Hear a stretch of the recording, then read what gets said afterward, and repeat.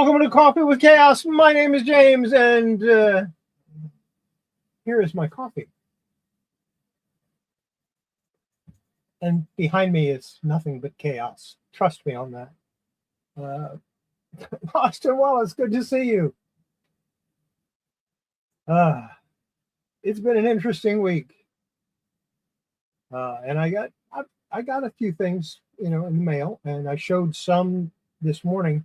I'm going to show the rest of them tonight. I've already taken them out of the packages, though, and I'm expecting more. I haven't finished getting what I'm supposed to get this week, so that's kind of fun. So what are we doing tonight? Of course, I'm going to show my what I pressed. I'm going to show some comics that I recently picked up, like this last week, and of course, I'm going to tell you who my top 5 1970s decade Marvel artists are. And I got a couple honorable mentions as well. Yeah, so I have to go to the post office tomorrow. Okay. I haven't sold anything on eBay all month, so that's one of those things. Michael, good to see you. Hey, I love that Pinky and the Brain cover. That's great. I had one at one time. Half of my Pinky and the Brain got sold when my son-in-law sold all those covers, or all those comics, and the other half I lost in the 2007 flood.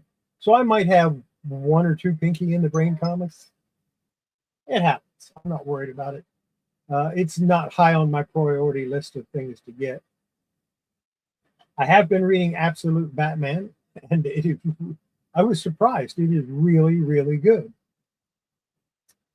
Yeah, it surprised me. I didn't expect it, because the other Absolute comics I've read, I could take them or leave them. I'm not crazy about them. I was told Absolute Wonder Woman is great, but yeah, not for me. I haven't seen it yet.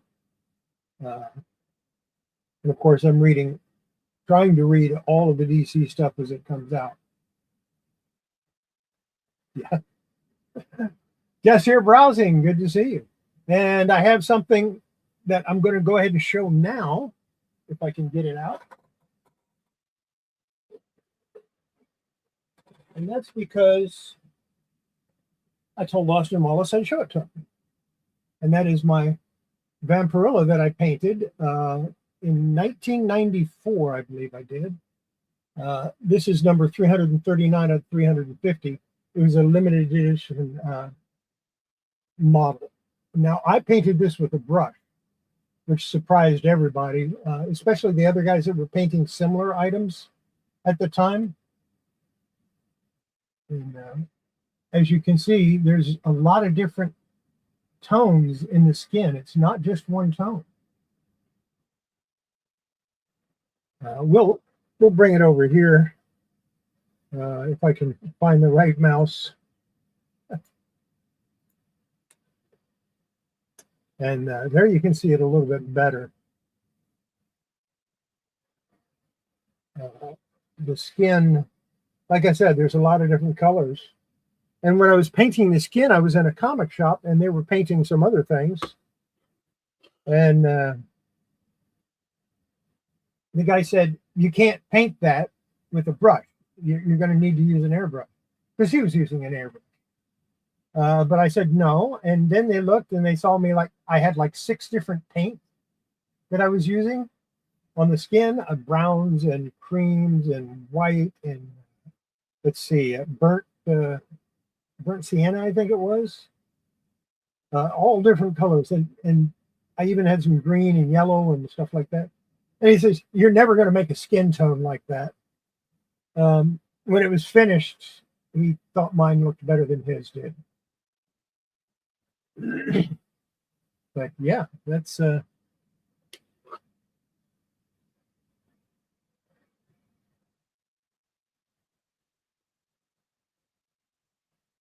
think the only thing I didn't do any kind of and I have blue in the hair, although I don't know that you can see it. But some of the upper layers of the hair have blue.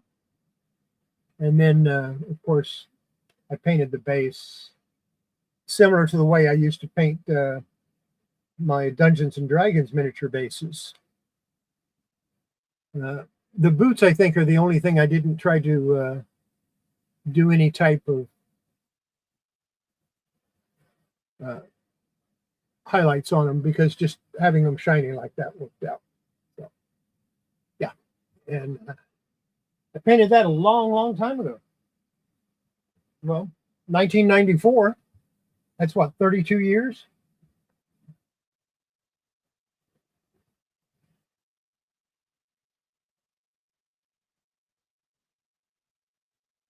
Yeah, I want to, let me switch back to me. I actually want to get the original Aurora Vampirilla kit. And it had Vampirilla and then some other things. And I'd like to get one of those because I've never had that. I've owned most of the Aurora kits at one time or the other.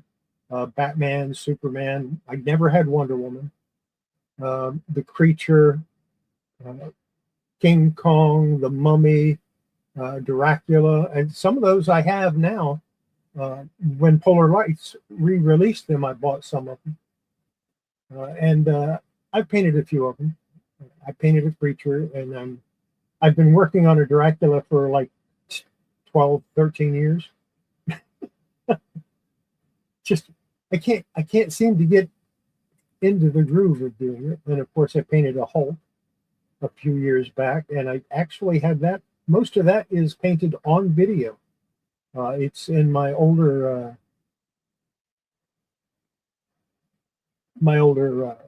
uploads, the ones that weren't so good. Let's face it, most of mine still aren't so good, but you know, I try with what I've got. So, let's go ahead and do this first. Get this out of my way, because I know people are going to argue with me on this one. I'm going to start with honorable mentions for my 1970s Marvel. And these are Marvel artists from the 1970s that, you know, I did not include Neil Adams in this. Although he did do some work for Marvel. As a matter of fact, he did a couple of the Tomb of Dracula covers, among other things.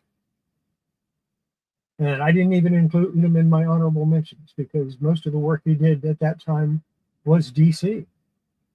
So here we go. Honorable mentions include Barry Smith, which is the way he signed his name at that time. Later on, he changed it to Barry Windsor Smith, which, okay, whatever. George Perez, Jim Starlin, and Gil Kane. Now, if you remember, what the last Wednesday when I put out my Marvel top 5, or my DC top 5 from the 60s, I said if I was going to have an artist in one decade and for one company, I probably wouldn't include them in another decade for another company. I may change that up a little bit, because there are some that I want to, that deserve to be in two different categories. But that's the way it's sitting right now. So number 5, Mike Ploog. And a lot of people didn't like his art when it came out, but I just adored it. His Man-Thing, Frankenstein, Werewolf by Night, and Ghost Rider, the original stuff, he was the one that did those first ones. Amazing artist, and I think he's underrated. I really do.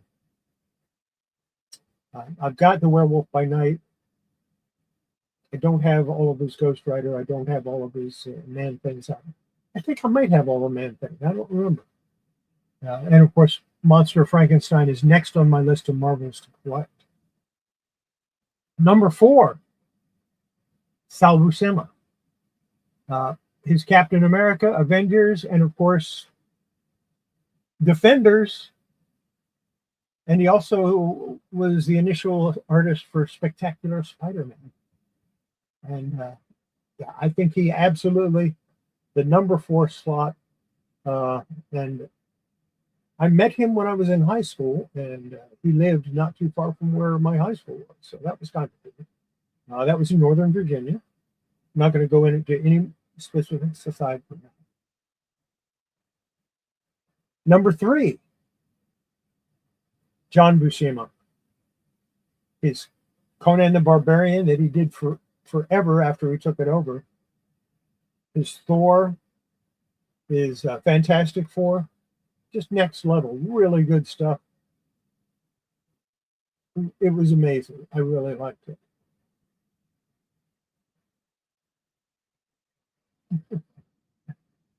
Yeah, Jack, glad you could stop in. Yeah, Mike Blue was great. Yeah, his signature was a little blah, but hey, when you have art that good, you can do whatever you want with your signature. My number 2 is Gene Colan. Did Howard the Duck. He did Doctor Strange. And of course, he did the interior art for almost every single Tomb of Dracula. And not to mention in the 60s, he was doing Daredevil, and that's where I really, really went crazy over him. But yeah, number 2 is Gene Colan. And my number 1 favorite artist for Marvel from the 1970s started his career in DC in the 60s with a Superboy backup story. And of course, I'm talking about Dave Cockrum. And I think I can just do a mic drop right there. Because if you know Marvel at all from the 70s, you know who Dave Cockrum. He, of course, did the artwork on Giant Size X-Men #1 and the first half dozen or so X-Men comics that had the new team. And he did covers for him for a while. He co-created Storm, Nightcrawler, and Colossus. And he designed the Black Cat for Marvel Wolfman. So, yeah, Dave Cockrum, definitely my number 1 favorite. And 20 years later, I'm still sad that he is no longer with us. That's my 5 for Marvel 1970s. Eventually, to let you know where this is going, eventually I'm going to have a number 1 pick for each decade and each publisher, and then I will decide who my top 5 artists of all time are going to be. Should be interesting. I look forward to it. So what do you think? Did I pick good ones? Did I pick bad ones? How do you disagree with what I picked? What's your opinion?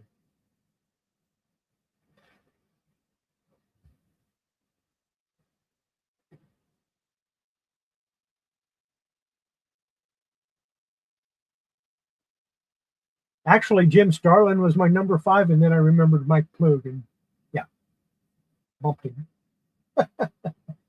Jim Starlin has some good stuff somewhere. I've seen.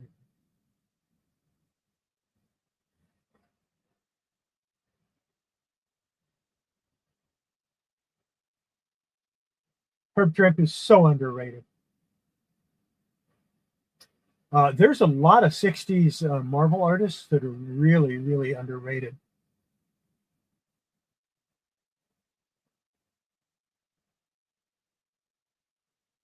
And like I said, those were from Marvel. I don't think there's any question about Neil Adams being in my 70s DC lists. I just don't think there's any question about that. The only question is, where will he rate? And I think Bernie Wrightson did a little Marvel work too in the 70s.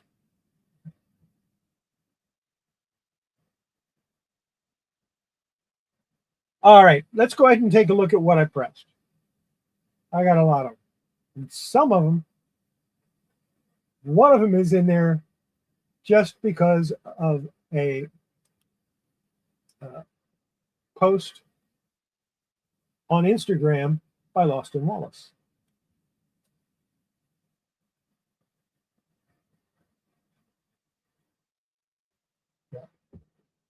Jim Starlin can go pretty much anywhere.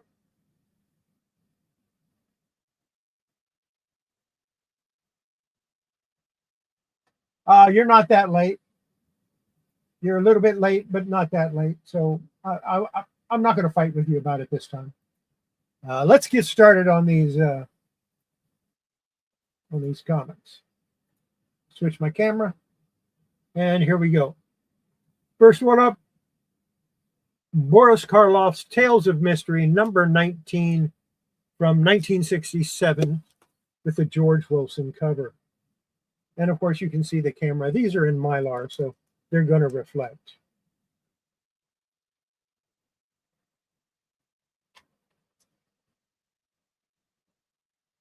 Next up, this is a Gary Hallgren cover from 1979. And of course, I'm talking Howard the Duck number 1. Now, this one has a lot of foxing on this side and actually over most of the cover. And I could get that off if I wanted to do a blue light treatment. But here's the thing. Peroxide and blue light do not help with a magazine or a comic book's longevity. All it does is make it look pretty. As far as I'm concerned, that goes into the category of restoration, and I try not to do restoration on most of what I do. Next up, 4-color number 1213 from 1962, and this is Mysterious Island. Of course, those are photo covers or covers from the movie. Actually, they're from the movie, so they're not really photo covers. It has a piece missing down here, but I wasn't worried about that. What do we got next? We got, speaking of Tomb of Dracula, Tomb of Dracula number 4, and that, of course, is a Neal Adams cover.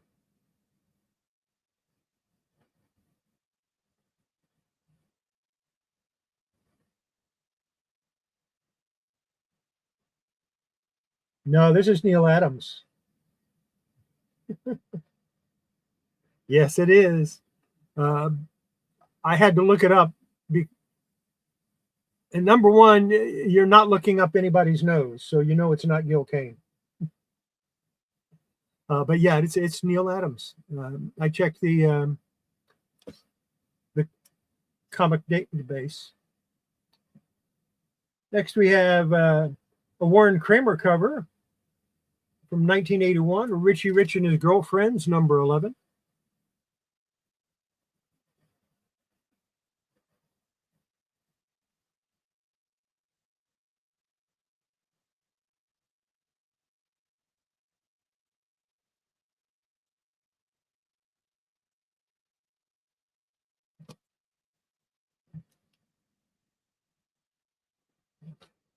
This is a Mark Beecham cover from 1986. And of course, it's Elvira's House of Mystery number 3. Really nice copy of it too. As you can see, there's no stress marks on the black there. Very happy with that. Next, I have Luke McDonnell from 1987 and Dreadstar 33. Of course, Dreadstar was Jim Starlin's book, but towards the end of the run, he had other people doing the covers and some of the interior art too. Let me raise this up a little bit so we can see the whole thing.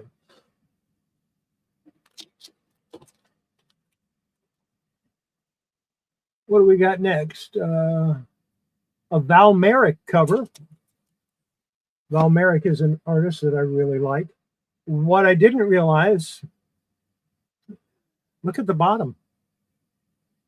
I didn't realize it was signed. So I pulled out an old sketchbook that I've had since the 70s, and sure enough, that's his signature. But this is Hulk number 10. and it's autographed by Val Merrick.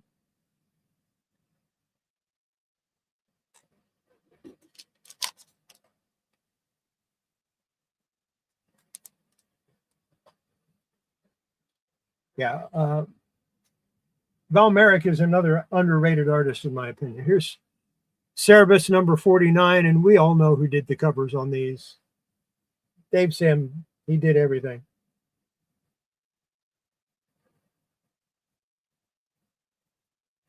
I've had that Hulk for probably 10 years. I never realized it was signed.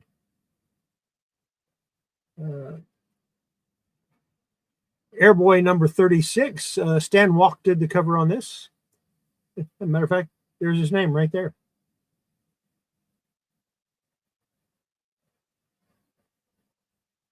Now, if I put them flat, you get a glare and you get a reflection sometimes. But if I raise them up a little bit like that, you get to see them a little better. Next up, oh yeah, the man, Sergio Aragon's PC Comics. When I get to companies like this that were only in existence for a few years, I'll just pick out my favorites from that company, and of course, it's Gru. Now this is number 7. He did 8 of them with PC Comics, and then he started. Then I think he did one with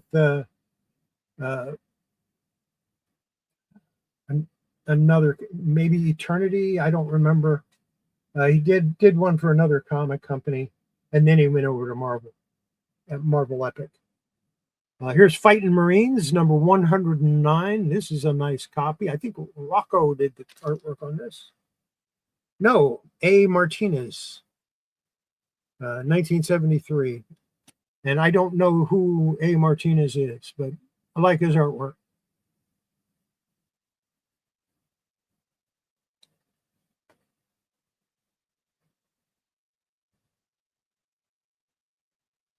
Yeah, he is. And you might have seen this one before. This is the Uncle Scrooge that I removed the tape on. What was that, 2 or 3 weeks ago? I took this back to the store and showed it to him, and he was blown away. It's low grade, it's conserved, but I'm happy with it.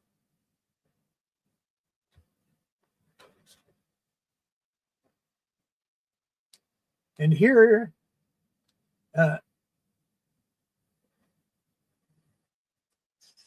well, I'll let Lost and Wallace talk about this one. I told you I thought I had a copy.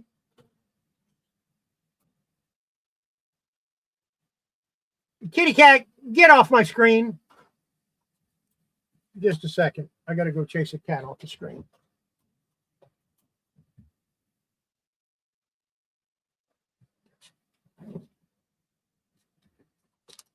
He jumped down. But there you go, number 112.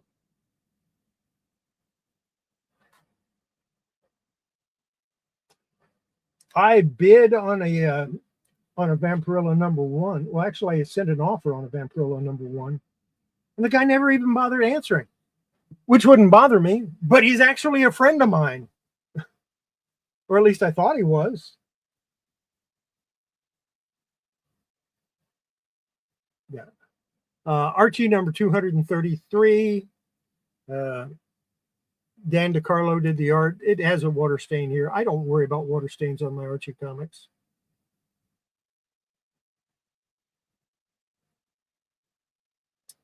Have you ever seen anything go as fast as those ice boats? Yeah, my allowance.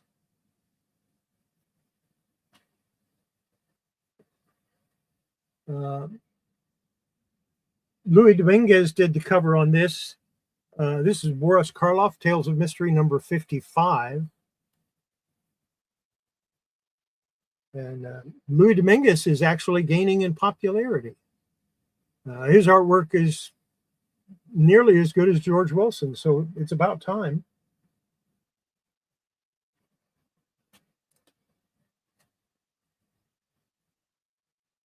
Dick Moores did this four color number 509 Pluto.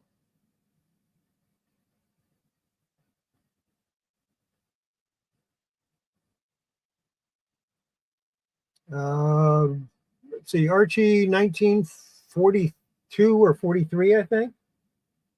Maybe it was 41. I don't remember exactly what year he first came out.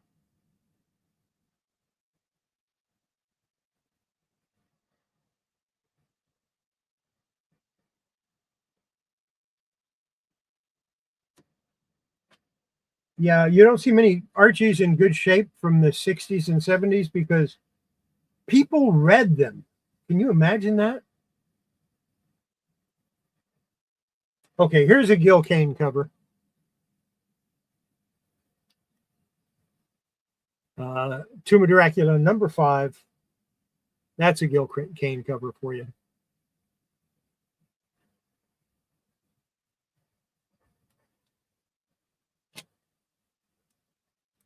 No, he came out earlier than that, I thought.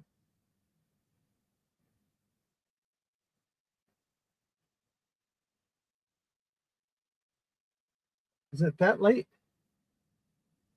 You know, I'm going to check. Let's see. I'll have to use a different.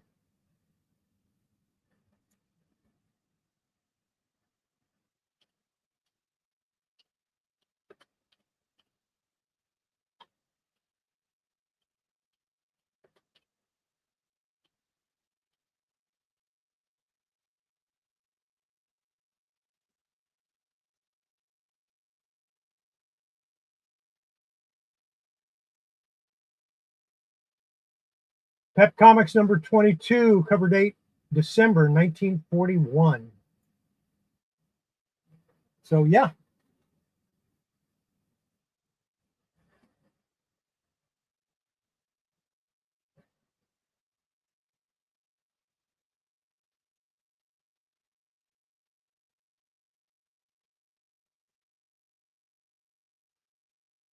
Well, Pep Comics number 22 is when he first debuted.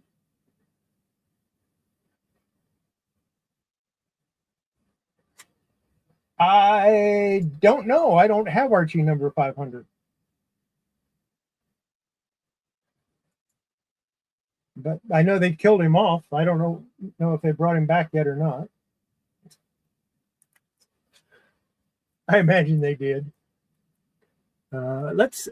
Speaking of Richie Rich, here's another Warren Kramer cover from 1974.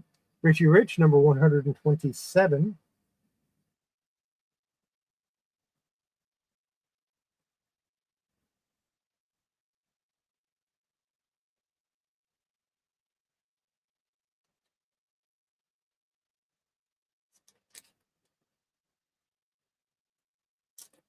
This next one is a Paul Gulacy cover from 1981.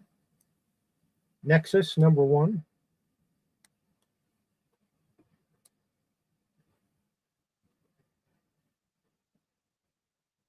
Magazine sized.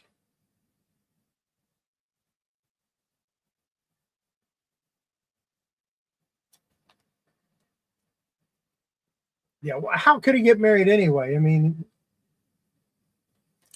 they just fight over him anyway. Here's another Mark Beecham cover, House of Mystery, Virus House of Mystery. This is number 5 from 1986.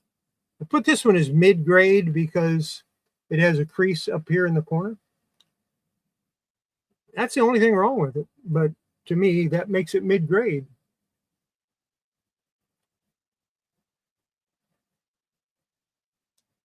Not that it matters. I have a copy. That's what matters.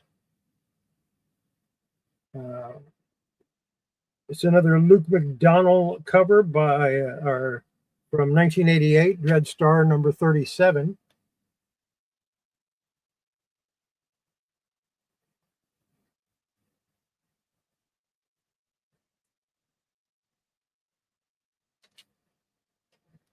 and a Cerebus number 50.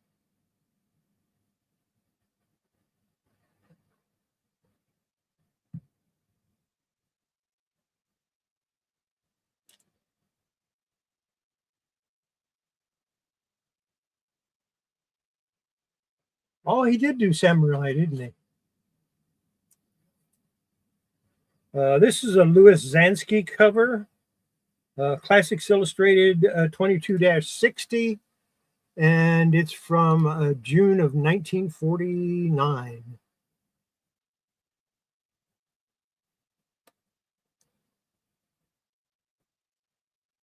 There's another cover for you to look for, Lawston.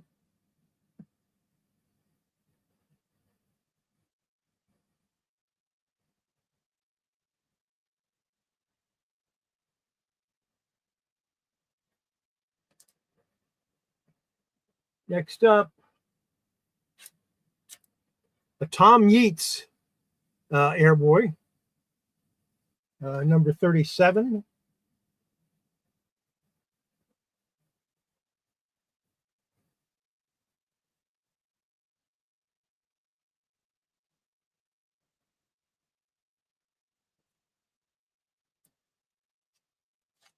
Let's see.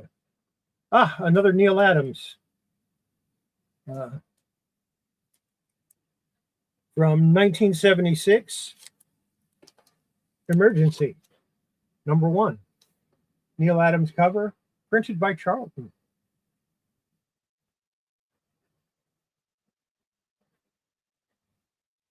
Yeah, Yeats is really good.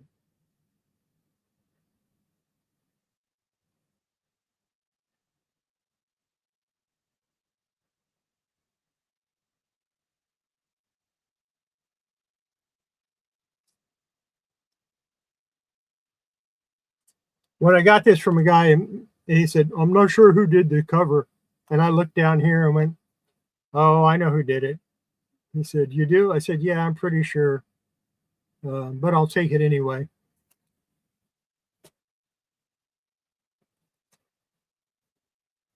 I don't have any of the regular comics.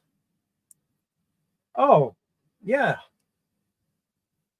1984, Gru the Wanderer number 8. Yes, I have all of the PC issues of Gru.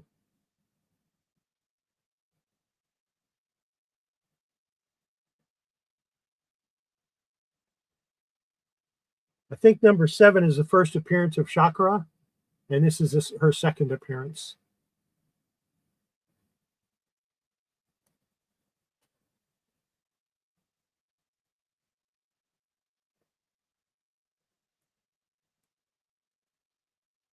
Bill Fracio did this cover.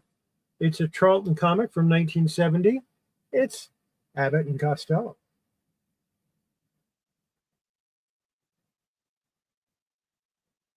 It says, help, help, Abbott, they put me on the wrong cover.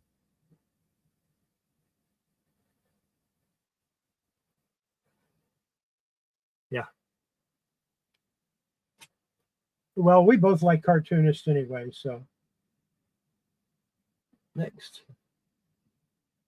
Oh, it's an Archie and Me.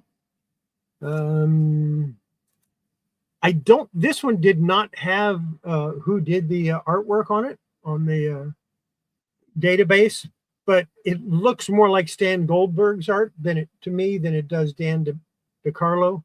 So I put it down as Stan Goldberg. Very similar the way they drew, but there's minor differences that makes me think it's a Goldberg cover.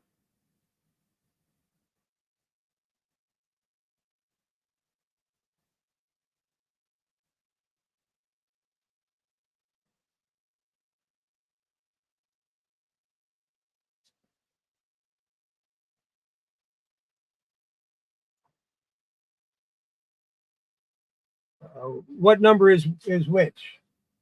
This one is number 63. Archie and Me 63. The Abbott and Costello was number 14. Get off of there!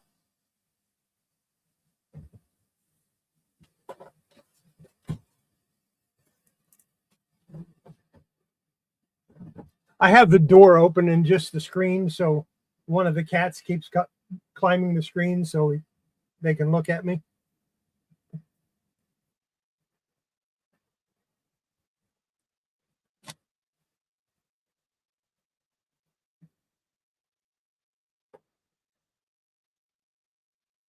Here's another George Wilson cover. This is Boris Karloff, Tales of Mystery, number 65. Mail order monster.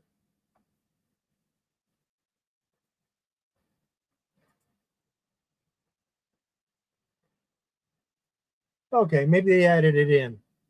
There was one that I wasn't sure of that I wrote his name in, and I thought that's what it was. Yeah. Not in the best shape in the world, but hey, I like it. I like that cover.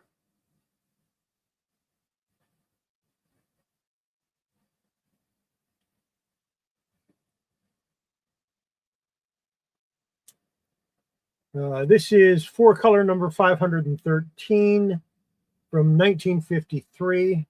It's Ben Bowie and his Mountain Men, and I don't know who painted that cover. I wish I did because it's an incredible job. Even as low a grade as this is, it's still, it looks great. Now, why do I press low grade comics? Because I like the way they look after I press them.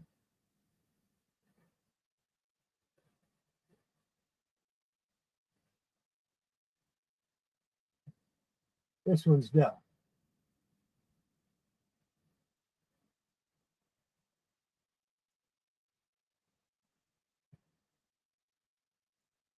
You shouldn't have been messing with the resident cat. I feed about 8 or 9 cats. I don't claim them, I just feed them. 1973, Tomb of Dracula, number 6. I think this is an Adams cover too, but I'm not sure. I forgot to write it down.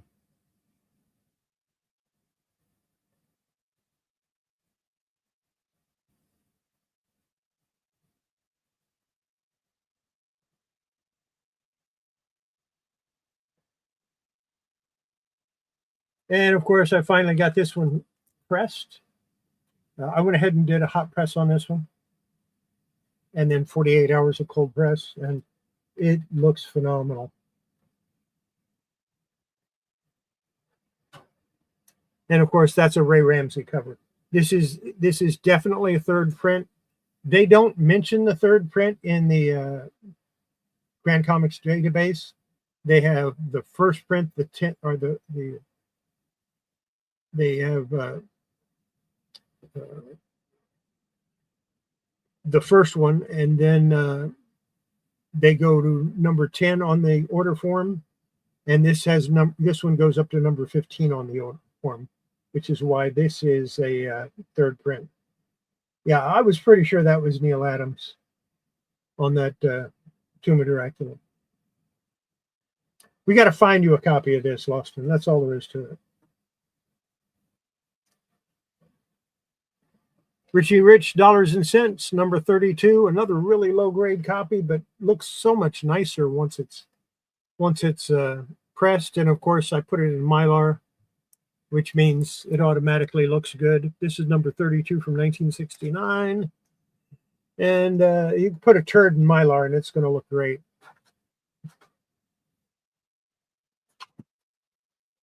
Get down, little one.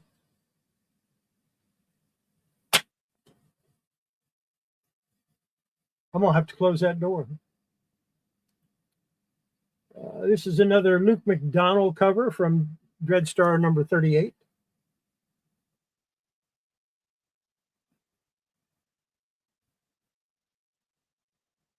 If you can't find a copy at Heroes Con, let me know, and I'll keep my eyes open and see what I can find.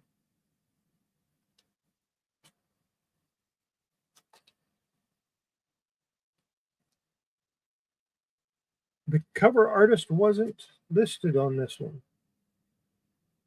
or I forgot to write it down. That's probably it. I forgot to write it down. Elvira's House of Mystery #6 from 1986.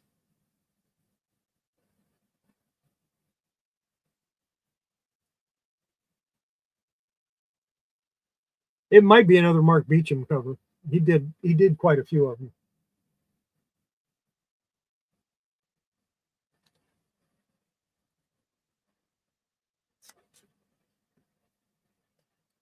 Cerebus #51. Of course, Dave Sim.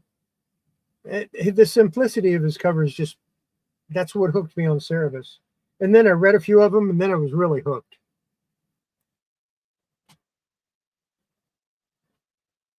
And now we go to, this is a San Julian cover from 1971, Vampirilla #12.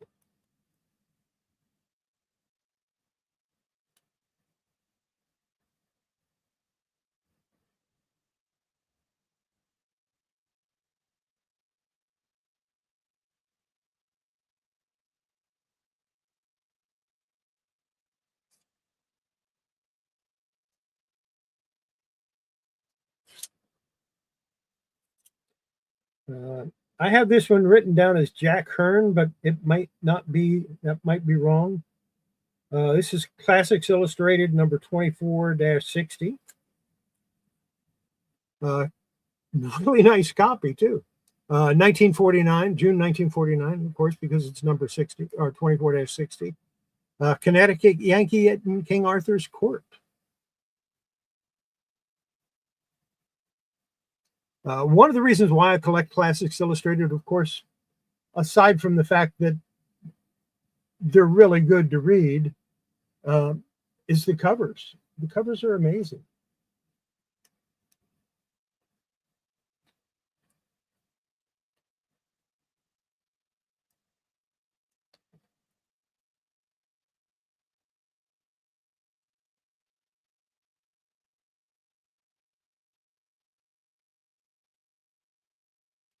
Yeah, I'm not going to try to pronounce Quapis.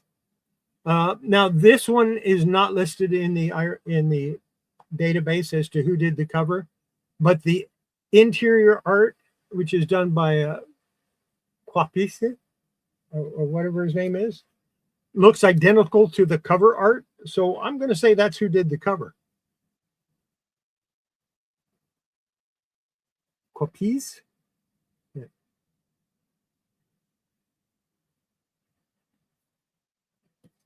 And then I haven't shown. Yeah, I didn't have any Jack Kirby this week. I have to make up with that with somebody even better than Kirby. How about Pacific Presents #1? Dave Stevens and Steve Ditko on the cover.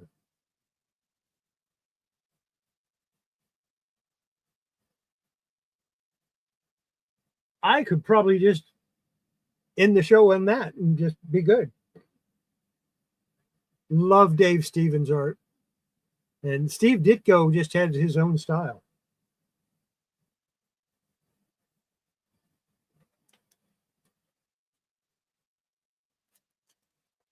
And finally, we have Gustavo Trigo doing this cover from 1968, Attack at Sea.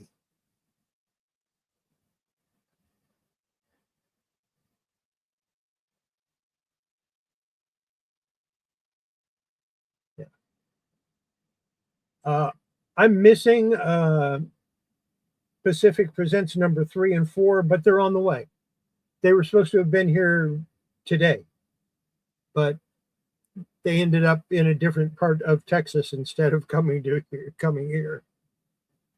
That happens more often than you might think. So that's what I pressed. 42 items, 35 comics, 7 magazines. Good stuff.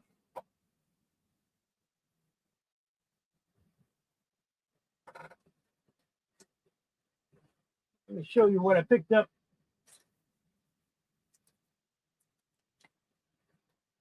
at my local comic shop, which is about 35 miles away. I think I have this, but I wasn't sure, and it was such a nice copy, I had to get it. Birds of Prey #1, Black Canary and yeah, Batgirl. That's from 1998. Pretty sure I have a copy of that, but you never know. Retroactive Batman from 1999. It was a Norm Breyfogle thing. I had to get it. I like Norm Breyfogle's art. I always have. And I met him at a convention back in the 90s, and yeah, he was a cool guy. So,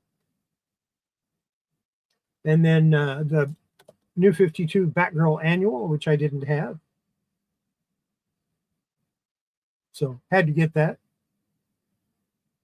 And this variant cover for the Unstoppable Doom Patrol #1.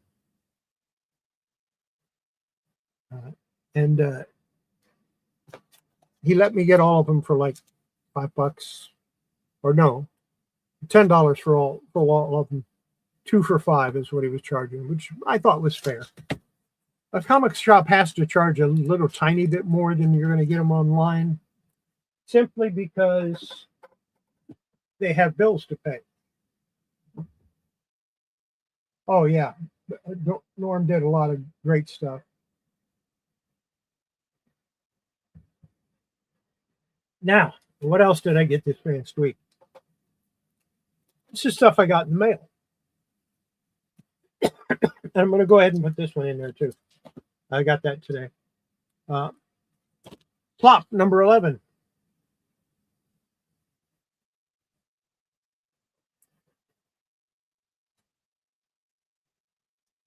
#17. And if you watched my Friday video, you know that I didn't have all of the plop, but I'm getting real close now. #20. It's a Sergio cover. Can't go wrong.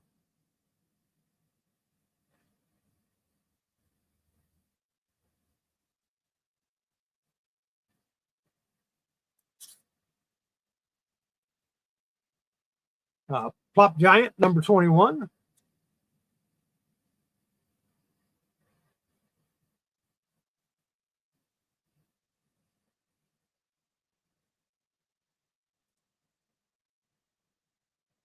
#22 is still in the mail, but here's #23.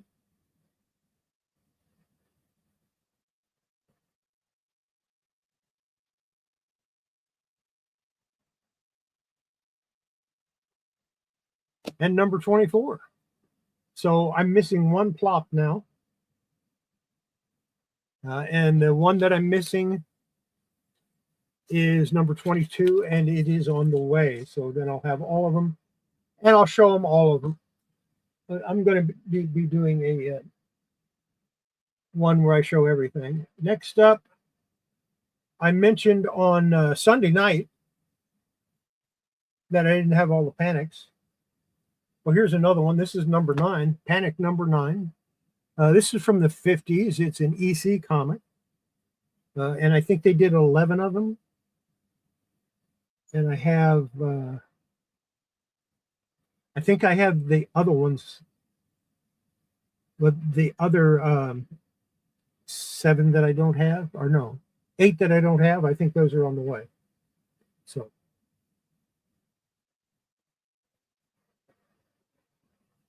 And the next one I'm going to show you, this is on a comic that I was trying to buy at auction. And I put in my bid, and somebody outbid me. And I did not go higher. But I lost the auction. And the next thing I know, the money that was my absolute top bid was taken from me, and this was shipped. So I reached out to the guy. I said, "What's up? I lost that auction. Why am I getting this?" Apparently, the other guy's credit card couldn't cover the cost, so he told eBay, just give it to the next highest bidder. So that's Superman number 57. It's got a lot of pencil marks on it. It's got a really nasty spine roll that needs to be fixed. It's going to get some love. I don't know if this is folded over. Oh, it is. It's creased. So that's something I can fix without too much difficulty. But I'm going to have to be really super careful with it. I don't know if I'm going to remove the cover and try to clean it, or if I'm just going to dry clean it. I'll have to look at the inside and see how bad it is. If the pages are brittle, then it's going to get a bath, because that's the best way to take care of brittle pages. Yeah. Lois Lane is Superwoman. I've been wanting this one for a while, but it's not a Grail. It's just one that I've been wanting. I don't have a Grail comic right now. I got it.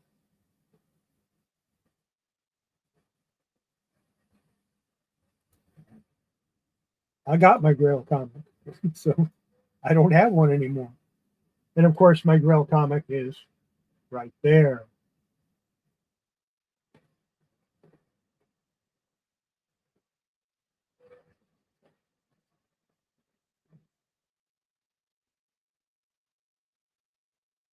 Yeah, but when you've already, see, here's the thing. Okay, I lost. So I took that money that I was going to buy this comic with and bought some other stuff. And now I had to spend the money again. So, yeah.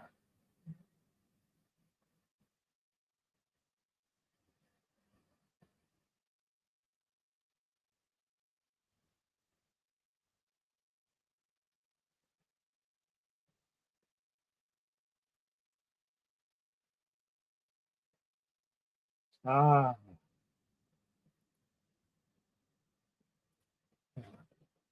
I'm not unhappy that I have it. And it was, I think that was the only copy that was on eBay. So that's kind of good. That wasn't, if another copy was on eBay, it was slabbed, and I probably wasn't going to pay that much money for it. I paid, I think, $3.25 for this. So that's not too bad. And I'm pretty sure I can fix it.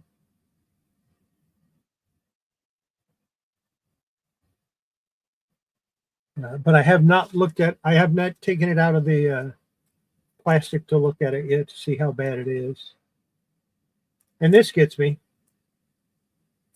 Here's the top, and here's the flap down here. Why do people do that? Why do they put the flap on the bottom? Or do they put the flap on the bottom on one, and on the next one they put it on the top? I don't know. I don't understand it. Yeah, I thought that was a fair price. That was the most I was willing to pay, though.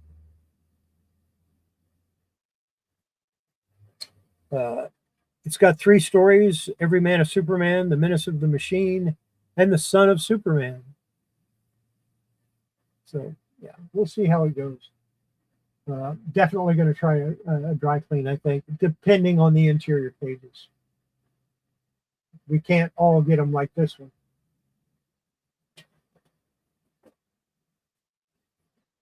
And if you didn't see this morning, you might want to go back and take a look at it.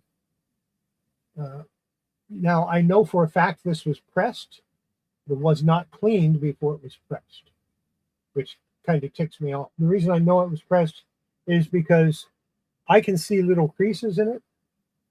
But I'm going to tell you a little trick. If you think a comic has been pressed, but you're not sure,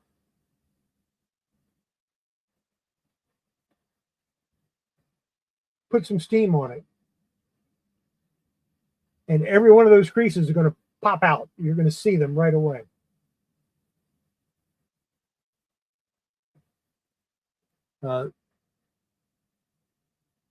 The pages on that are white. And like I said, that was on my morning show. And if you haven't watched my morning show, you should watch it because I go through that page by page. Now, I did dry clean that already.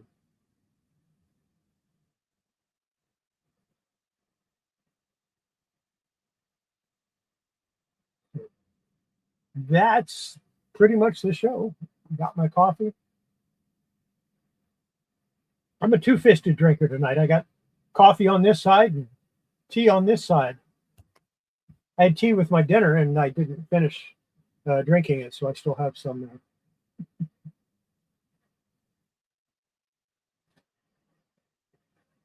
Yeah, I show a lot of comics that I picked up cheap.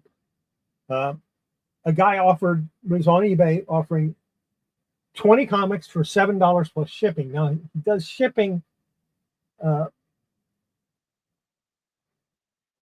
the wrong way. He does it media mail, and you're not supposed to ship comic books media mail because they have advertising in them, and it is listed as one of the items you cannot ship media mail is comic books. But people do it anyway, and they get away with it.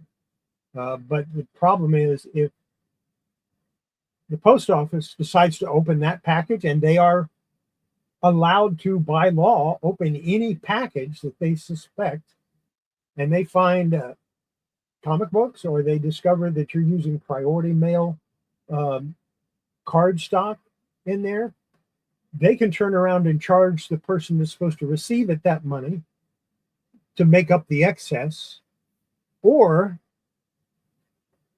they can send it back for insufficient postage. So, yeah, and I used to work for the post office. This is why I know all this stuff. I worked for one of the bigger ones, and there was a few times that I had to take suspect packages into the claim room so they could check them out. Sometimes it would be because a label was half torn, or maybe it had two labels on it, or sometimes it just didn't look right. The weight was too much for the packaging. Sometimes I take in ones like that, and they would always check them out.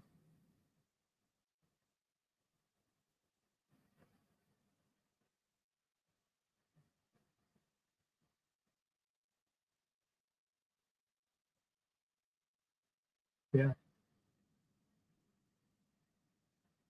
Oh, I always wanted that. You're talking about the Phantom, just the Hero Phantom, right? I have the Phantom of the Opera, but I never had the Phantom, and I always wanted him to. The gray costume with the blue.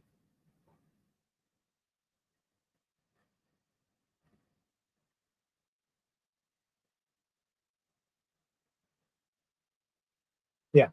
Lee Falk's Phantom is one of my favorites. I got a bunch of his comics too. That's an interesting collection because it like three or four different publishers and all in continuity.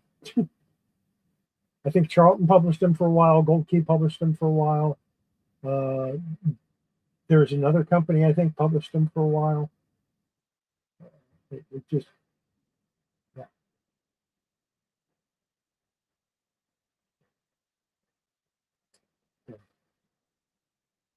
Yeah, I don't like people sending media, even if they say, okay, we're going to send this cheap. This was sent media mail.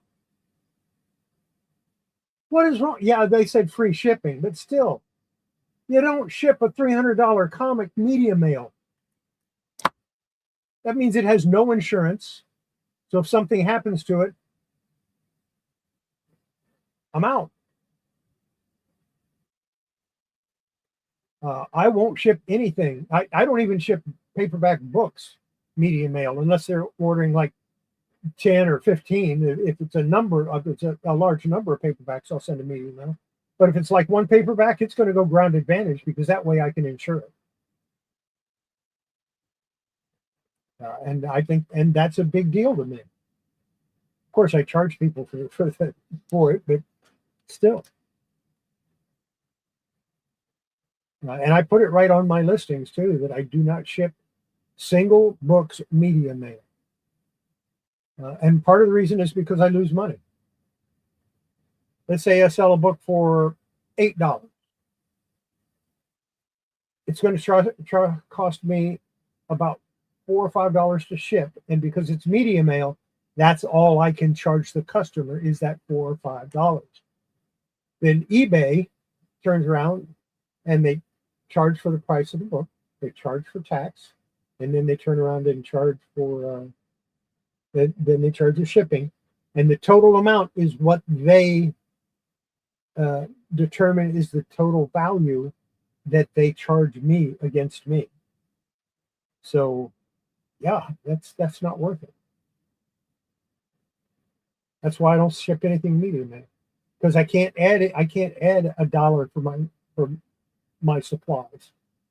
And some people say, well, you shouldn't add money for supplies anyway. Well, I'm sorry. I got to buy tape. I got to buy cardboard boxes. I got to buy mailers or whatever they happen to shipping them in. That comes out of my pocket. Oh, absolutely. Yeah, I always add extra insurance if it's over 100, and if it's over $100, I make them sign for it.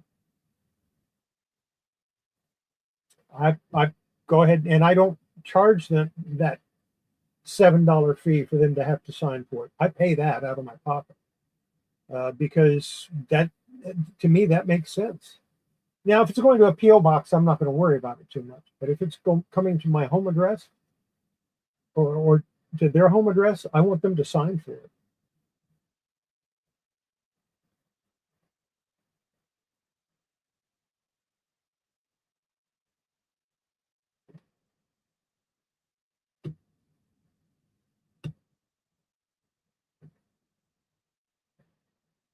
What I want for my local comic shop, got a spinner rack, and what he's putting on the spinner rack, you're going to love this. You know, all of those facsimile editions that Marvel and DC are coming out with? That's what he's putting on his spinner rack. And it's awesome, but he doesn't have a topper for it.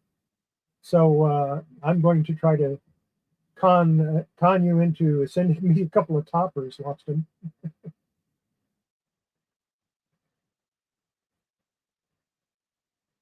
Yeah. Oh, I've got over 1,000 listings and I haven't sold anything in a month. And I delete them or I end the listings and relist them, and I can't seem to sell anything. So all my Hot Wheels are coming down. I'm going to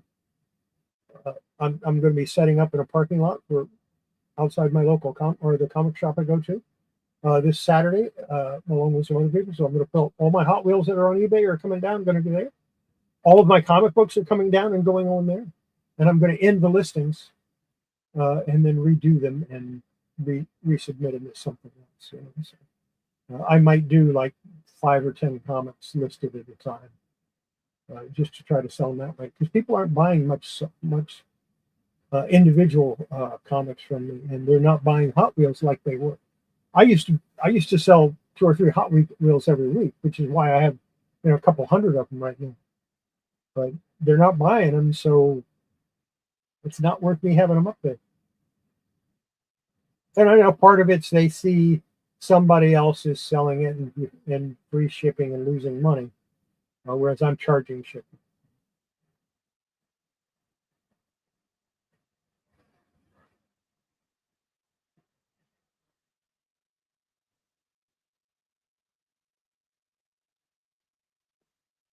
Yeah, I can print them out. I'll get some of that glossy sticker paper. Yeah, it's like photo paper, but it's sticky, and I'll print them on those and then make them for them. Yeah, that would be great. But I just love the idea of those. We're talking facsimile comics mostly from the 60s and 70s, 80s. Those being on a spinner rack is just so appropriate as far as I'm concerned. Oh, and I got some other stuff from them cheap too. What do I do with it? Oh.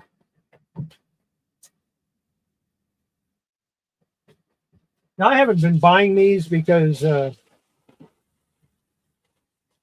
I have most of them in the originals, but he offered me a great deal on these. Here's the Batman Strangest Cases. Half price. He charged me half price for them. So,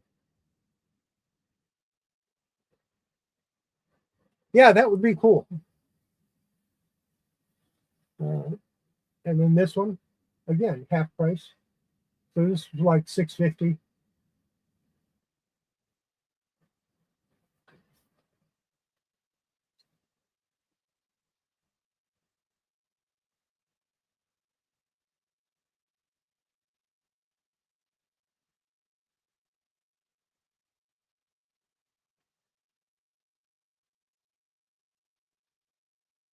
This one was $7.50. So I think he actually charged me either $6.50 or $7.50 for all of them.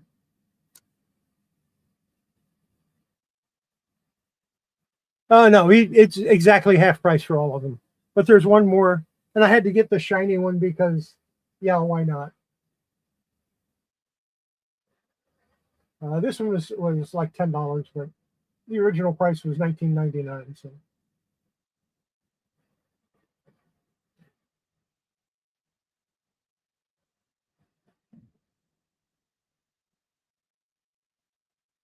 Yeah, send me some links. I'd appreciate it, and I'll hook him up. He does stuff like that for me all the time.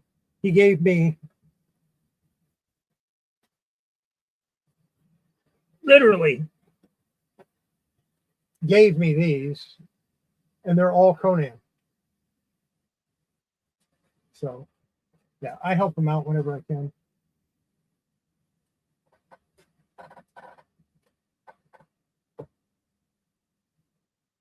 If I don't finish what I'm working on, and I probably won't finish it until Monday, I'll probably show all those Conan and the JSA comics that I got on Friday.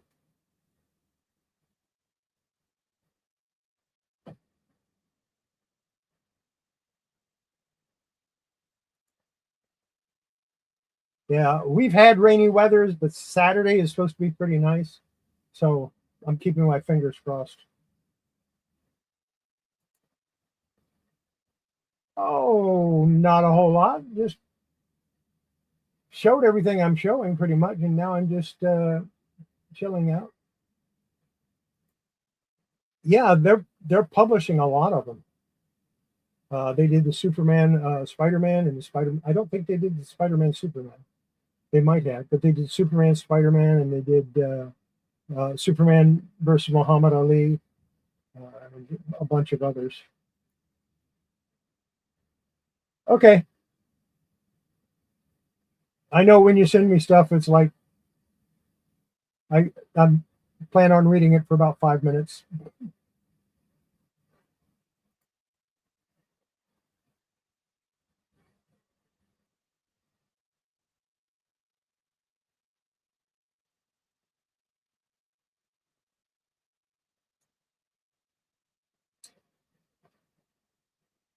I suspect paper show means pretty much anything made of paper, but you never know.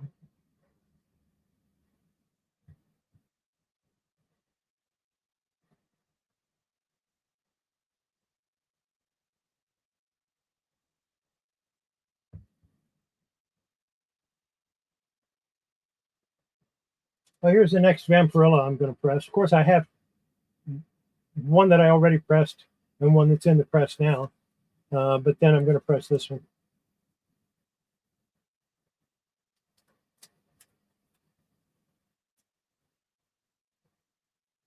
I need more Vampirilla in my life. I don't have enough.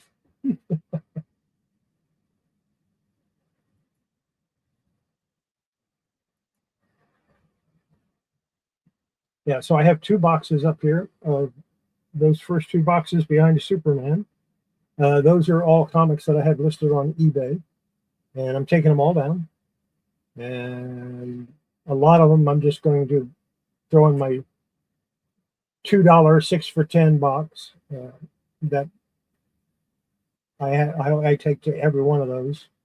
And then some of them are actually worth a little bit of money, and those are going to be on a rack that I have. Diecast probably remembers that rack that I'm talking about, the white rack with the. So I'm going to take that with me. That's a heavy thing, but I can handle it. And, he said I could have 2 tables. If I bring 2 tables, I can set up 2 tables. So that's what I'm going to do.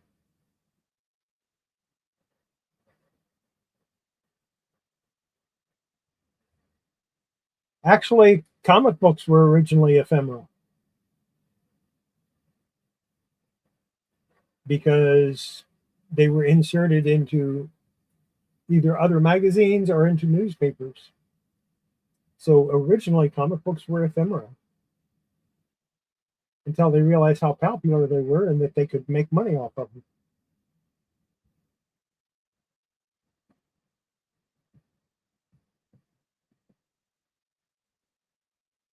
Postcards are considered ephemera. Uh, you don't see postcards for sale too often unless you go to like a souvenir stand or a souvenir store. And even then, I haven't been to a souvenir place in ages, so they might not even sell them there. I have some postcards. I have some from France from the 40s, right after the First World War, or maybe they're from the 30s.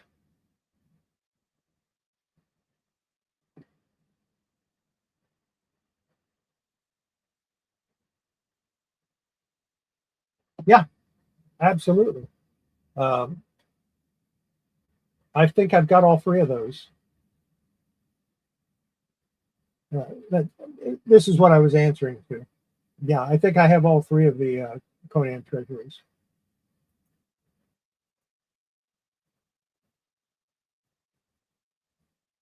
Oh, okay.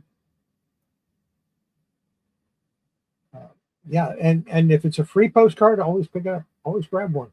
Don't grab a lot, just grab one or maybe 2, and then put them away for 30 or 40 years, and they might be worth something. These surprised me. Right. It's an advertisement from National Geographic. And these are actually, that's money right there. That's like printing money.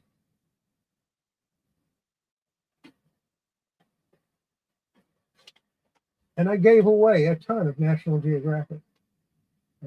They were given to me and I gave them away. And they were all from the 40s. This is one that I found that didn't have a cover.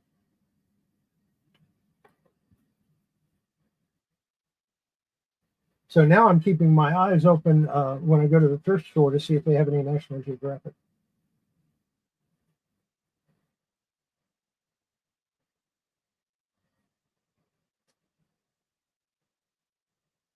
Yeah, you know, I'll remind people Monday, Wednesday, and Friday, I post something. Mondays, it's probably going to be conservation of some sort. Wednesday and Friday, I don't know what I'm going to post until I get ready to do it. Uh, like this morning, it was a mail call. Wednesday, it's probably going to be uh, uh, those 2 halls, the JSA hall and the Conan hall. And I'll show all the Conan comics I got, but that stack I just showed you were the ones that I didn't have. I have a smaller stack. Well, it's over there somewhere of ones that I already have. So I'll show those 2. I'll dig those out and show them to you. I never know what I'm going to find at the little thrift store that I go to. And, I found this. Being a Tarzan fan, I had to get it. At one time, I had all the Tarzan books. In fact, at one time, I had every book Edgar Rice Burroughs all had in print. Uh, many, many years ago, they are long gone, and I have no idea where. Yeah, it's in the chaos.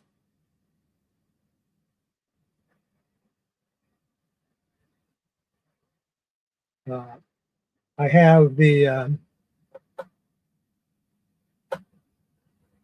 think it was a fighting Air Force or fighting Army or something like that. Or no, a battlefield action that the spine was almost completely split on. I have that in my humidity chamber right now. I'm going to attempt to clean it using my Mylar method. It's a Charlton. I don't expect good things to come of it, but I'm going to give it a shot and see what happens. And of course, the spine is split so bad that I'm pretty sure it's going to not survive. The spine will be completely split, and then I'll have to put it back together, which means a little more practice with my leaf casting, which I'm going to need a lot of practice for these next couple of projects.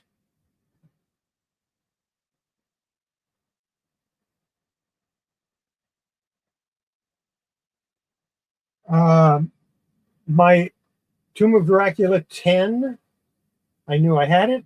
I knew I'd shown it at one point. It took me 6 or 7 months to find it. But I know where it is now. I appreciate that, Loston.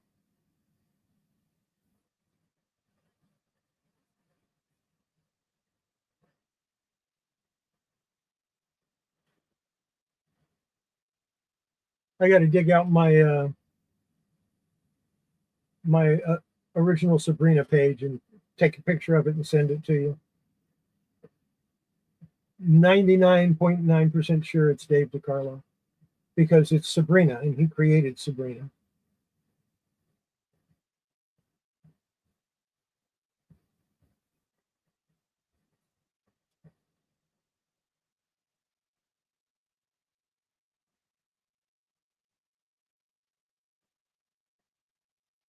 I think there's a couple of ones that they have flying saucers helping out.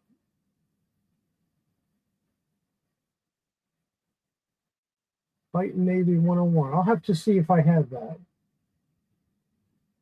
Not right now, but I'll have to check. I got my Charltons back here somewhere behind these. They're somewhere back there. They might be on top.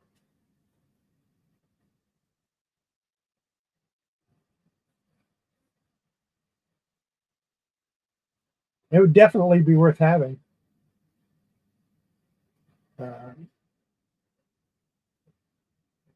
Atlas Comics, I have all of those. Not the 50s Atlas Comics, but the ones from the 70s. I have all of those.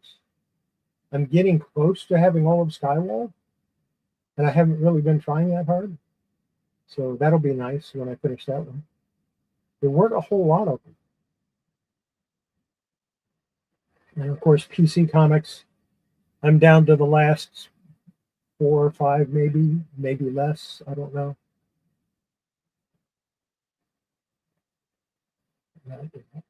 I'll be glad when I finish that set.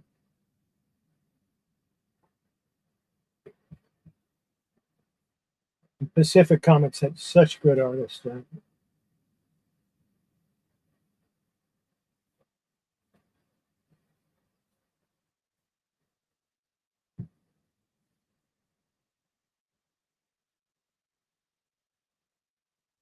You know, I'm thinking Eclipse might have done a Gru comic before it went to Marvel.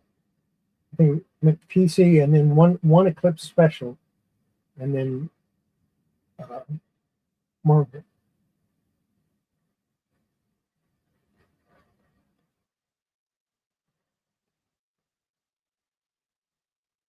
Is that Atlas Seaboard? Yeah, there's a few magazines that I want. I've got some of them. I thought I had all but one, but it turns out that I don't. And what I'm thinking is some of those I lost in the 2007 flood as well. But the Atlas Seaboard comic books, I have all of those.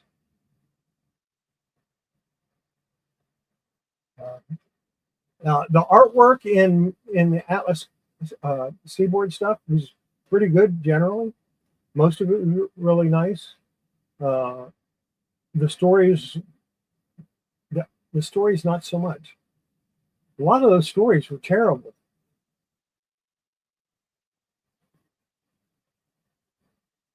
Oh, okay. So that's who did it.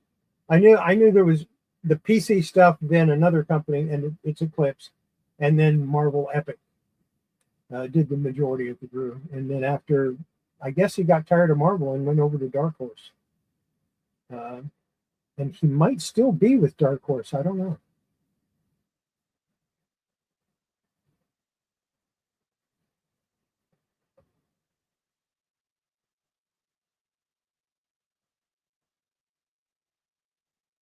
Yeah, and Iron Jaw, of course. The selling point for Iron Jaw was the Neil Adams cover, but it wasn't that great a comic.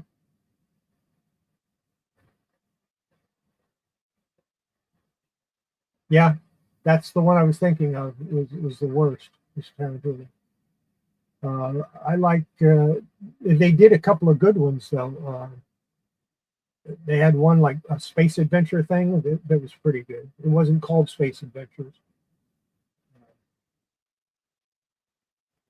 I might dig them out and show them again. I've shown them in the past, but I might dig them out and show them again. Actually, I'll be showing them again once I finish all of my PC, making sure all of my PC comics are cleaned and pressed. I'm going to go to Atlas and make sure all of those are pressed. I know they're clean, and they're almost all of them are high grade. I sent a bunch was it to Roger, and he flipped over them and said, "Sorry, these are my lower grade copies. They're still very kind of near mint." He said, "Yeah, they might be lower grade, but they're better than anything I've already got." Lower grade meant I had better copies. They were my lower grade copies. Lower grade doesn't necessarily mean low grade. It just means you have a better copy of it. Yeah, Phoenix might be the one I was thinking of. And then they had Vampires something, and that was really really good.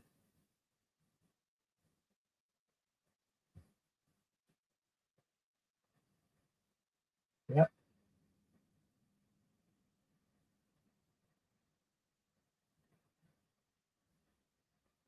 yeah. The structure was dictated.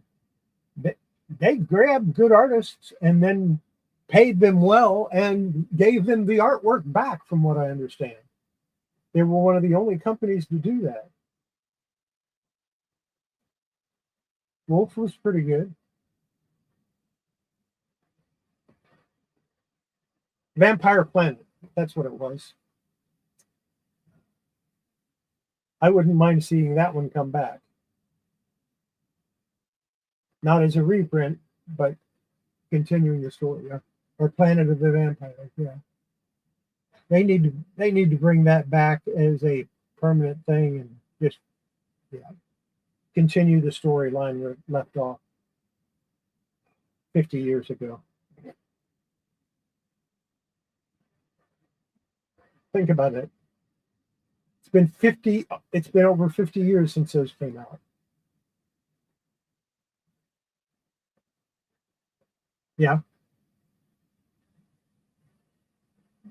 Tiger Man seemed a little silly, but yeah, it was still all good. I mean, it was good enough for me to collect. I spent many, many years collecting them. Uh, and then I had it down to where I only needed two. It was a three. No, I needed three. I needed Vicky 2, 3, and 4. And I saw a guy that was selling his entire collection, and it included all 4 Vicky comics. So I did the right thing, and to complete my collection, to get those last 3 that I needed, I bought the whole collection. and they ended up being better than what I had. Yeah, yeah, Kid Cody, I've got that. I'll dig them out. I'll show them next week. Why not?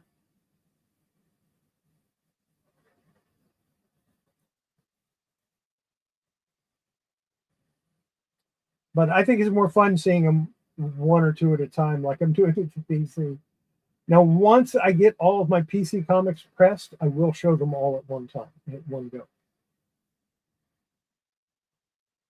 I should have a video of me showing them somewhere. I'll look that up and I'll just get you a link to that.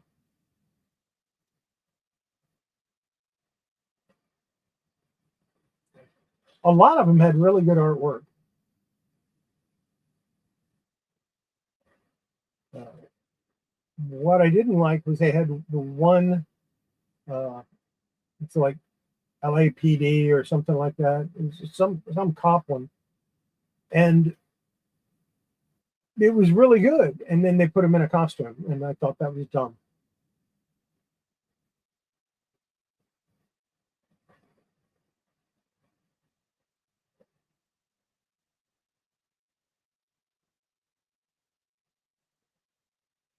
Yep.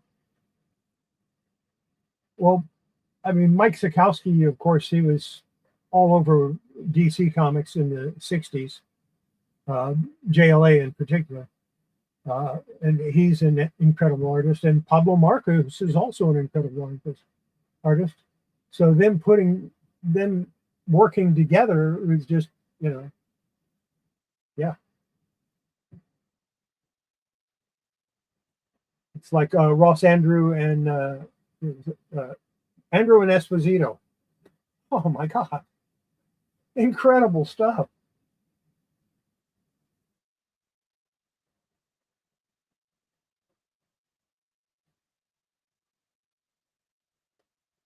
I don't remember any really big comics from them.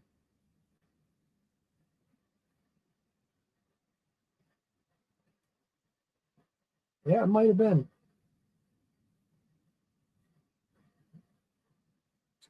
I wonder if I can find that real quick. If I can find it, I'll just go ahead and put the link right there. Let's see what we got.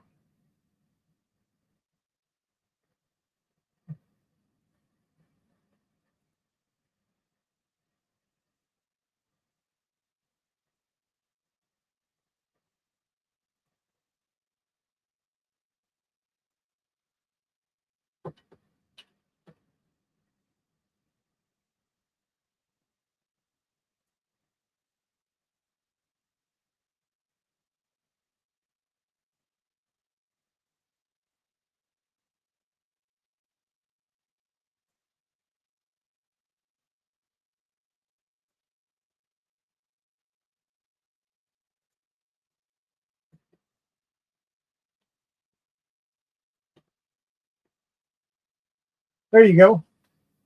It was Coffee with Chaos number 35. So last year sometime, but I list my entire Atlas comic collection there.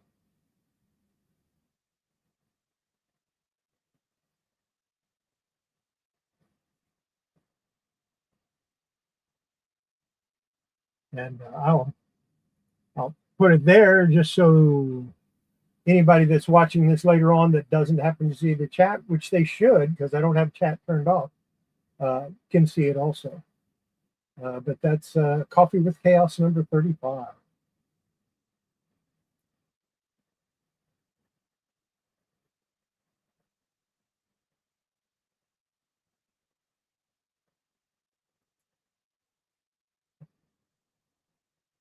That sounds about right.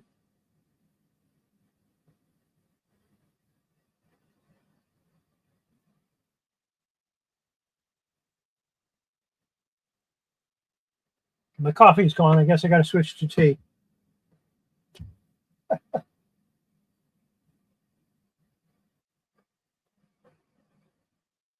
Oh yeah, Jackson Roy Kirk, you were here when I did that.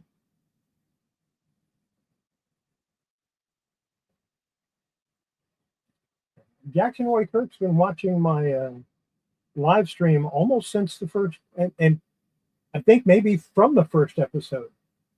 One of the few people that came over to watch me from the Horizon Picks channel, which I'm no longer on that, and that's my choice, not theirs.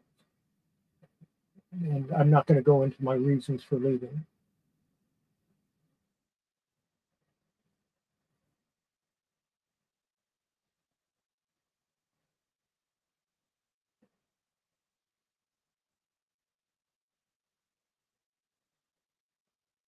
I enjoyed doing that, and we're going to have a PC one like that too.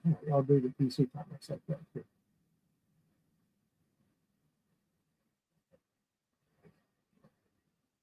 Yeah, hey, that's fine, you know. And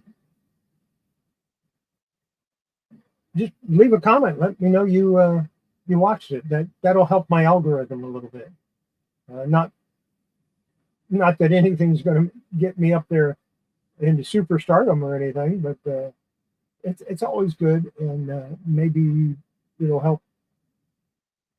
Maybe one comment on one of those live streams will help it go to somebody else that doesn't know about it, and they'll start being able to watch it, or they'll decide to subscribe. That's a good thing for me, and it gets us closer, one step closer. By the way, Hawkman #1, the one I conserved, that will be a part of my 1,000 subscriber giveaway if I ever get to 1,000 subscribers. I've decided I'm going to go ahead and put it in there.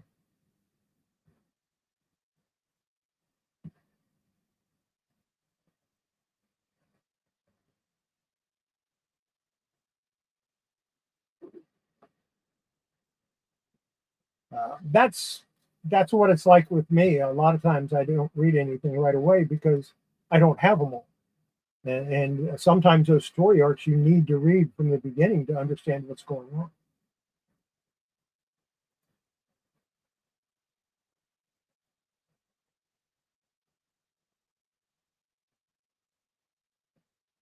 Yeah.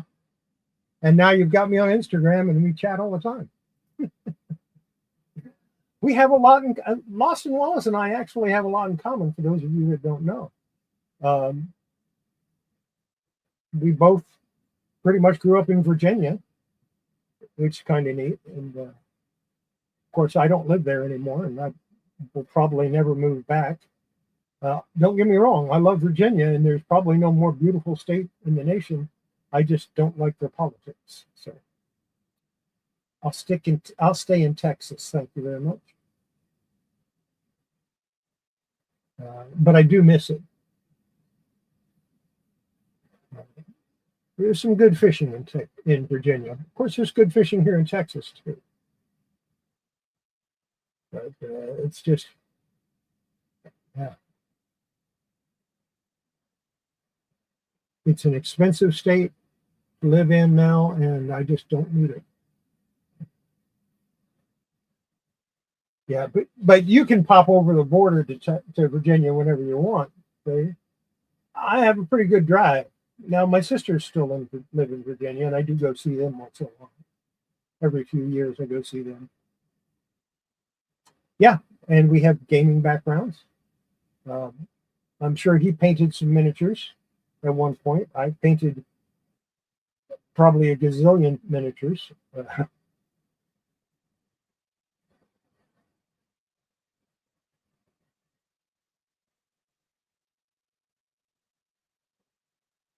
I have, yeah, I don't know about KAOS. Okay.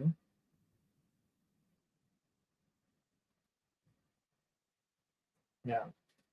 Oh, I still have a Warhammer army of orcs that probably 200 some figures.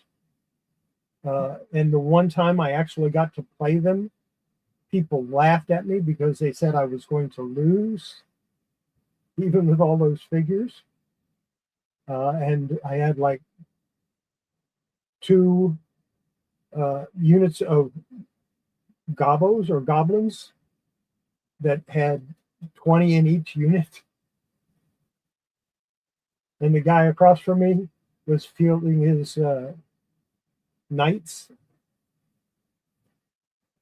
I looked at him and I shook my head and I said, "You're going to lose." He went, "I've never lost against goblins, and there's no way I'm going to now." I said, "Okay." But my first round, I wiped out half of his army because I used shootable and the goblins, of course, arrows. And even though I only hit on like a 1 or a 2, when you're rolling 20 or 40 dice, you're going to hit and you're going to wound and they're going to lose figures. He lost over half his. It took me 2 turns before he conceded the game.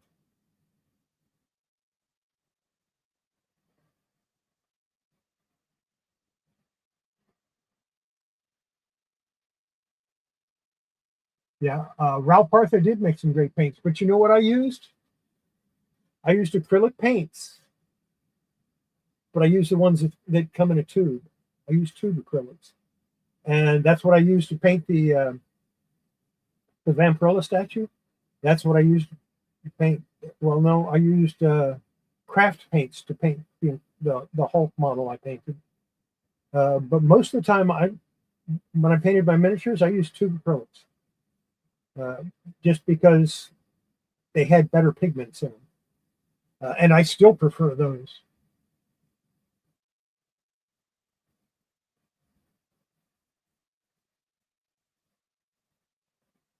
Oh, those were great. I I could I could picture going through those, or trying to make maps from descriptions of those, which would really turn out strange.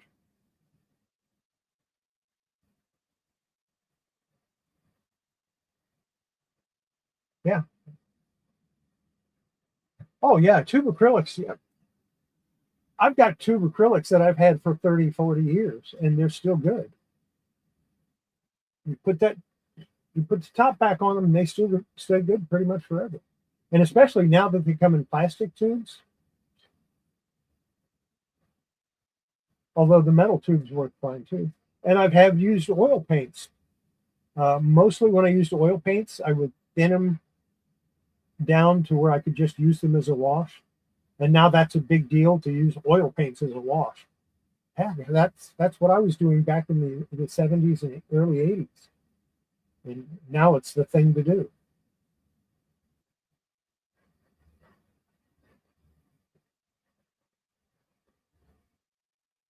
Oh yeah.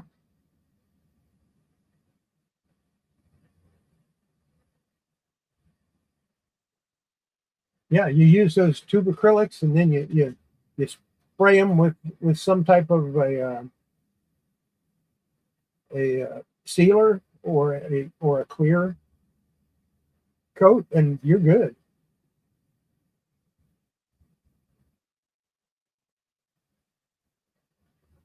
Yeah, I keep all of my miniatures in boxes. They're all boxed up. I could show some someday. My goblins are orange, just because why not? Nobody could mistake my goblins as theirs because everybody else had green goblins and I had orange ones.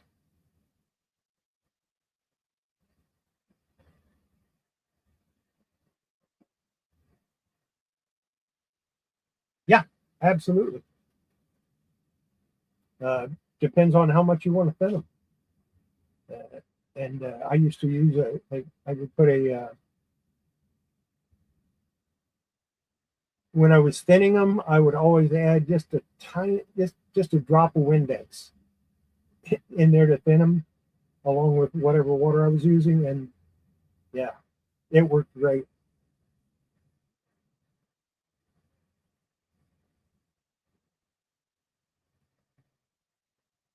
Yeah, hobgoblins are orange, but I made my goblins orange just to be different. And another reason is I went to a local. It was supposed to be a tournament, but I didn't get in time. But I saw everybody that had goblins were green. And a lot of people were picking up goblins that didn't belong to them. So, yeah, that's another reason why I went with orange, was because nobody could pick mine up and try to put it in their box, because it was pretty obvious it wasn't theirs.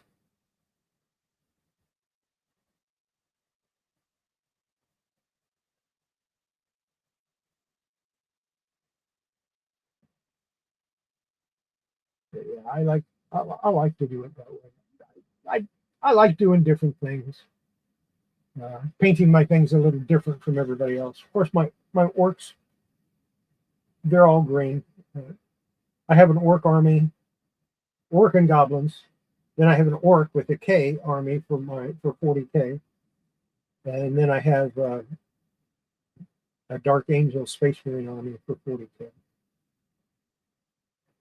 And that one is big. It's basically the entire first company, all of Ravenwing, and all of Deathwing. It's big. I think in the 90s, the last time I played, it was like I think it was close to 14,000 points to play everything. And we did a 40K army. We did a 40K battle with 40,000 points on one side and 40,000 points on the other. And the guys were on the Space Marine side. There's no way we can field that many. And I said, well, I'll throw my army in, and then we'll make it. And they went, no, man, we're like 30,000 points. I said, not a problem. I put all those Deathwing on the table and all the Ravenwing on the table, and then started putting out my Space Marines, and they're going, why did you just do it yourself?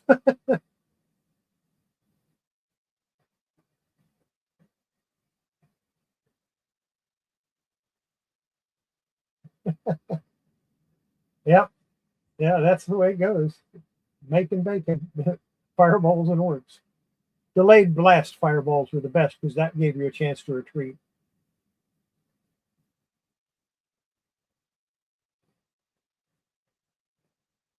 Had a magic user throw his fireball right in front of the orcs, not on the orcs, but in front of the orcs. And everybody said, oh, "No, don't do that! You got to throw them on the orc." He said, "No, this is delayed blast. We'll catch the orcs. Just run!" Everybody turned around and started running. The orcs were following, and as soon as they got to where the blast radius was, that's when the fireball went off. Yeah. Definite bacon smell.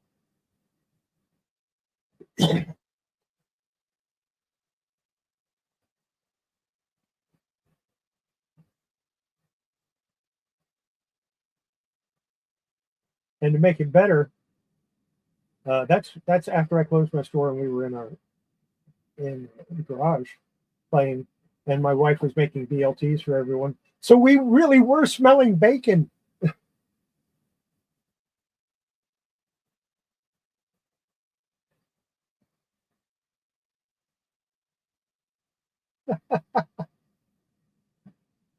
A whistling coal truck pulling the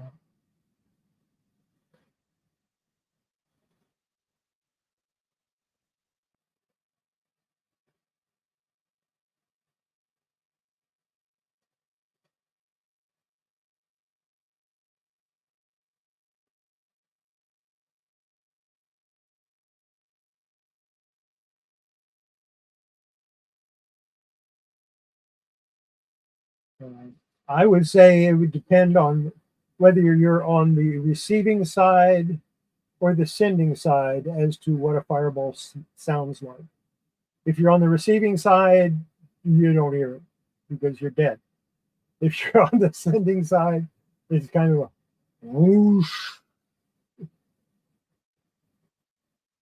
Yep.